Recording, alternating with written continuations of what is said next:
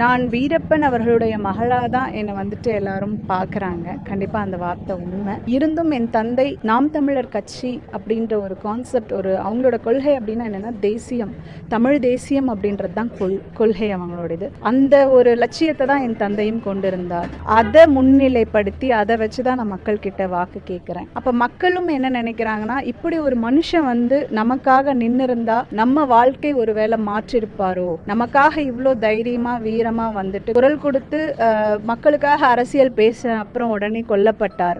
அப்படி இருக்கும் போது அவருடைய ரத்தமாகிய நான் ஒரு நேர்மையான அரசியல் கொடுக்கிற ஒரு இது இருக்குமா அப்படின்ற ஒரு எதிர்பார்ப்பு அவங்க கிட்ட இருக்கு.